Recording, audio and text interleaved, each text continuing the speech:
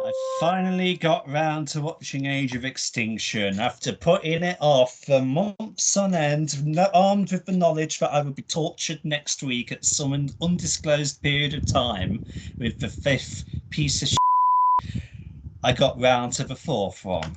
And it is semi-tradition with the channel to have a video of me ranting and raving about a Transformers film. Is it good? Is it bad? What do I think of it? Age of Extinction, ladies and gentlemen. What can I say about that? Okay, you might get confused, Bradley, when I try to describe what Age of Extinction is all about. I remember watching it, but I have not watched it in decades. So at the end of the third one, there was a big battle in Chicago. Okay. Yes. Since then, Transformers are illegal. They are outlawed. They are being Already I'm laughing. I love it. they are being Order 66'd wherever they go. Yep. And there is this organization called Cemetery Wind who are taking it upon themselves to kill Autobots along with Decepticons. This is unbeknownst to the general public, who still think that the Autobots are fairly decent chaps, despite Chicago. Cemetery Wind have allied themselves with the neutral bounty hunter Lockdown. Lockdown is on contract with these beings that you never see in the film called the Creators. They're probably the Quintessons. It's never confirmed, not in this one at least. But they specifically want him to find Optimus Prime because they created Prime and they want him for some reason. It's very vague. So Lockdown's with Cemetery Wind. He's helping them find Autobots just on the off chance that they help him find Prime. In return for his service, he will give them something called the Seed, which is a terraformer. Thousands of years ago, the creators used the seeds to cyberform planets to use the elemental metals to forge Transformers using the Allspark. Yeah. So Lockdown will give them the Seed in turn for their assistance. Cemetery Wind have a contract with KSI, not the YouTuber. It's the YouTuber. They have a contract with the YouTuber KSI. Wow. But with a company that Stanley Tucci runs, and he wants the Seed in order to create man-made Transformers to make the actual Transformers obsolete. Are you with me? Because that's a lot. That's very convoluted. And that's barely half the movie. That's not even half of the Cut to Texas. You've got Cage Yeager, played by Mark Wahlberg. Tessa, his daughter, played by Nicola Peltz from Last Airbender.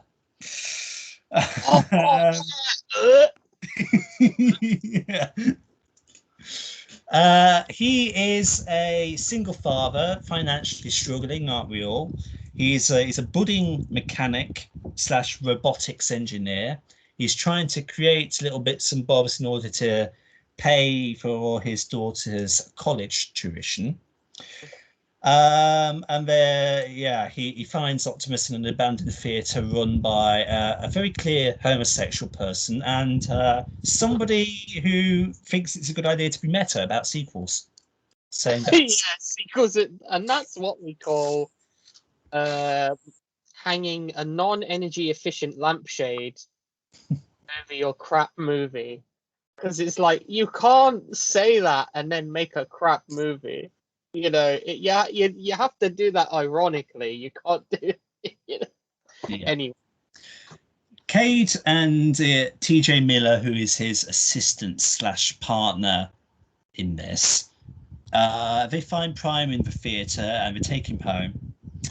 And Cade sets about getting to work repairing him as best he can. All the while, Tessa wants to go out, have a relationship with a boy. Cade is like, this is a no dating household, sister. You know, you don't date, I don't date. Them's the rules. Deal with it. Yeah. That's his attitude toward it. But little does Cade know, Tessa's got a secret boyfriend, an Irish race car driver called Shane, who does sweet all in this film. Prime gets reactivated. TJ dobs them into Cemetery Wind. They come along. They blow up Cade's farm as we do. TJ gets nuked by one of Lockdown's terraforming grenades. So that's him done. And then the rest of them meet up with the Autobots. Entire new cast in this one. You've got Hound, played by John Goodman, who is exactly as you would expect John Goodman to be. Crosshairs, voiced by John DiMaggio, who voiced Leadfoot in Dark of the Moon, and for some reason does not voice Leadfoot in the 3-second cameo he has in the film. Yeah. And you've got Ken Watanabe playing Drift. Yeah. It's so bad. These It's three, bad. what I will say is that these three have more character to them than probably any of the other Autobots in any of the previous films. And it works for this film. It doesn't work for the next one. Well, but the problem is, like, they're vibrant and they're bright and they have distinct personalities and characters. But the problem is, that novelty, it quickly devolves into like them just squabbling about and play fighting. Cut the crap before I drop a grenade down your throat. Try it. You'll be dead. Oh, please pull it. Okay, try it. Smartass. Why are you doing that? Why are you children? You're not children. You're robots that are millions of years. What are you doing? They meet up with the bots and they discover that the deceased Autobots are being shipped off to KSI. So we go and meet them and the Sidemen. And this is about an hour into the film. We only finally get around to Stanley Tucci. And then there's a whole sequence of them infiltrating this factory. It's a bit boring. It's not like the film isn't entertaining at this point. Like a 50-odd minutes at the farm, a less than spectacular car chase, a less than interesting wadding through a facility with B moaning at the stinger. They get rumbled, and then KSI send their man-made Transformers after them. Two of them. Number one is Stinger. So he's a Bumblebee knockoff, basically. He's based, I think, loosely off Wasp from Animated, who was a Bumblebee knockoff. And then you've got Galvatron. And lo and behold, on the highway battle, Galvatron has sentience and the voice of Frank Welker. That is why I have no fear. Lockdown comes along again, captures Prime, and then we have a sequence where they're trying to infiltrate the ship to rescue not only him, but Tessa, who's also being caught up in Lockdown's little snare. Yawn. It's tainted all of this by Cade and Shane bitching at one another about, you can't f my daughter, not unless I say so. Oh no. After they initially get away, Cade points out that their relationship is a bit weird because she's meant to be 17 or something like that, and he's about 20, 21, I think, or he's supposed to be. So Cade's a bit, oh, this is a bit skeevy. You can't date her. That's illegal. That's called statutory rape. Shane pulls out his wallet and he pulls out this little card. And, and this is... I can't even finish. He pulls out this little card, this little laminated card.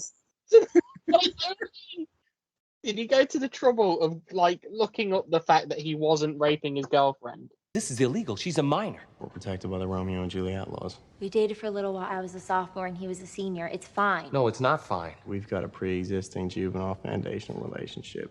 Statute 2705-3. What? Texas statute? That a real law? Yep. I had to Google this scene and I found it on YouTube. Oh, don't! It's so. But I love the comments. I bet they knew this law before the movie without research. Why? And I love this comment. This is how it's formatted. It says loads of spaces in between. Why not just make her 18? Why is this a scene? I even said that in my review, didn't I? I said, and I quote, "Hey, here's a bright idea. Perhaps you shouldn't even have Tessa as a minor to begin with. That way, it's not weird that you're trying to justify this." It's like apparently that card that he has, someone discovered it isn't actually accurate. So that card wouldn't even protect him under the law. Anyway, Maybe that's intentional. What? if there's any scene in any of these movies that I would wholeheartedly like excise forever, it's that scene. So they bust Prime and Tessa out of the ship. Galvatron goes rogue because he's Megatron. Who knew? He takes his bots to Hong Kong. The Autobots go to Hong Kong. They find the Dinobots on the way because they're just randomly on lockdown ship. Big battle, boom, boom, boom. Decepticons all get fried except Galvatron. Lockdown comes, kicks Optimus' sorry ass to Nebula. Then gets sucker punched and killed. Movie over. Prime flies into space. That's it. And then during that fight, Optimus kills Kelsey Grammer, who's also in this movie. We didn't really talk about him because he does jack. He's better than Patrick Dempsey, though. Despite how snarky we've been, I don't mind this one. I think this is one of the okay to better ones. Lawrence? I've soured a bit on it, I've got to say. I mean, I used to think it was easily, of the original 5, I used to think it was easily the second best. I don't know now. Like, I'm comparing it to Dark of the Moon, and I'm going to quote myself again. It's hard to rank Age of Extinction against its peers. It's absolutely better than Revenge of the Fallen and The Last Night, but against Dark of the Moon, it struggles. Dark of the Moon's pacing is fast and fluid, whilst Age of Extinction drags its feet in the dirt, making a fuss about inconsequential rubbish. Dark of the Moon has a rushed ending, whilst Age of Extinction climaxes with a satisfactory wind down. Whilst Age of Extinction's humour isn't great, it's better than the toilet cubicle scene of Dark of the Moon's. But while Age of Extinction's final battle is strong, Dark of the Moon's action sequences are by far more memorable. It's only after the fact that you realise that they were setting up all the stuff that I hate about the 5th one in this one. And like with the first 3, there was a conscious multimedia effort to make a backstory behind it all. They had IDW did comics that tied in with the first 3 films, and I stuck to that religiously because it was great. I loved it all. They adapted it for the new things that came in, like Sentinel Prime and all of that. They adapted it. They made it make sense.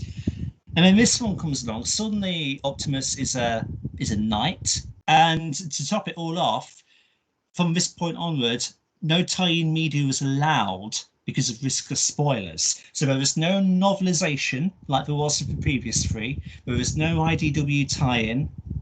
Everything was cut, and you just have the film. And now you have to wrap your head around, Prime was a knight? What was a knight? And you have to kind of justify it in your head. But, okay, well, maybe he wasn't a librarian in Iacon, and he, like maybe he started off as a knight and then became Sentinel's apprentice. But did he become a crime? How does that work? Film, why? Apart from Optimus and B, the robots that are in it are like the Dinobots and like 3 new Autobots in this one. So it's like, well, you've got Prime, you've got B, you've got Ratchets, you've got Leadfoot on Videotape, you've got Megatron, Galvatron, and you've got Brains. Brains! Oh, Brains! Yeah. Not even like Wheelie, who had more to do. The Tooch Meister is actually okay in this movie. I think He's he's the alright. best human character in the entire series. By far. Joshua Joyce is sat there in this lab. They're using Megatron's head basically, or the data in Megatron's decapitated head to create the new Transformers to do new designs. Joshua gets annoyed at the fact that the robots keep looking like Megatron and not like Optimus. But you're using Megatron's head. Yeah. They're gonna keep looking like Megatron, aren't they? Somewhere in there is a really good story. Mm. Somewhere in there. The whole thing about Cade being an only father with financial woes, that could be so good if it was given the right material. The bots being hunted, Hunger Games style, could be so good. You have the opportunity to do a new retelling of the Galvatron stuff. That could be so good. Somewhere in this is a good story, but it's so boring. The pacing of this film is just ridiculously rubbish. It's also, and I think, coupled with the pacing, the runtime, it feels like, even though, as you both know, I'm overall a positive dude. I'm not very negative. I don't like being negative. There's no point in wasting energy in it. But like, even this is long, and you feel the length. Whereas Dark of the Moon doesn't quite. I wouldn't quite say it moves at a clip, but the pacing is a bit better, where you don't notice it drag as much. But with this, you notice. The Dark of the Moon, before you know it, you're at the highway battle, and it's just non-stop to Chicago and everything. And, you know, once you get to that specific point, it's like, okay, this is where the film's actually pretty decent. But this, it's like you spend 50-odd minutes on Cade's farm. It's probably at least 1.5 hour mark by the time of that film's highway battle. I don't know how much time you spend on Lockdown ship, but like Hong Kong is probably well into the 2-hour mark. The Hong Kong stuff is easily the best bit of it, but everything else is incredibly dull. You know, like, it's not as controversial, I don't think, as it's one of its predecessors and its successor, because it doesn't do anything fundamentally harmful to the lore. In hindsight, it does start to set up the bull, but this film specifically doesn't piss me off in any way like the next one does. I can't fault it for that, but it's dull. It's just dull.